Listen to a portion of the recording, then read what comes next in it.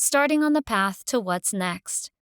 The following video features individuals seated in an office conference room speaking to the camera about their experiences with the Massachusetts Commission for the Blind, or MCB. They are each talking about the subject of starting on the path to what's next and beginning a relationship with MCB as an MCB vocational rehabilitation or VR client. Speakers include, in order, Kara Siddig, MCB VR counselor, George Kamara, MCB client, Brittany Taylor, MCB VR counselor, Brandon Rollins, MCB client, Desiree Eusebio, MCB client, Mayanne McDonald Briggs, MCB VR counselor. Anyone over the age of 14 and up to around 65 or 70, if they are determined legally blind, their doctor is mandated to declare them legally blind and register them with the Mass Commission for the Blind. So all that really means is that I receive an iReport that has a name, an address, a phone number, and a diagnosis. So one day I was at home and I got a call and the counselor introduced herself to me, Ashley Bellington. He said, "Oh, I'm coming to your house and they have referred you to us. I'm your counselor." Usually in my first encounter, I try to get to know them as a person first. And then I go over our services. What can we offer to them? How can I be supportive? We find a lot of people in a spot where it's not looking too great, and then you give them hope. I was first involved with MCB when I was 14, I think.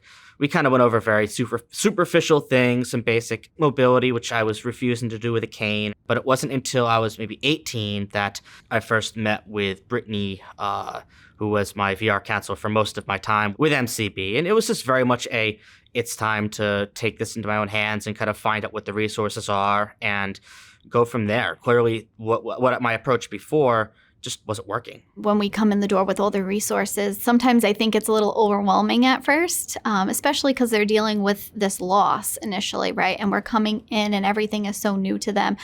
But at the end of the day, after a conversation, they're surprised and they're excited to begin services. I want something. There was that. I said, I want to go to school. So she asked me if I brought any documents. I said, no, I was not finding a way to save my life.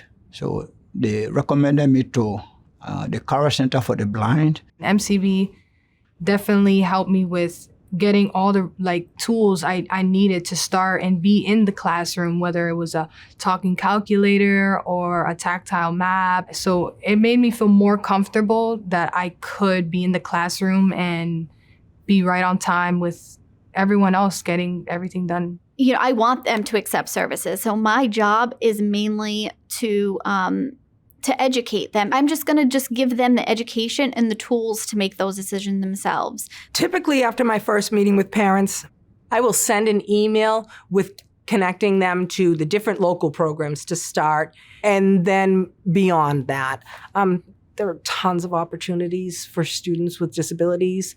And not all of those programs ever thought they could work with students who happen to be blind or visually impaired. And I've pushed through those programs as well. Like, well, why can't we try it?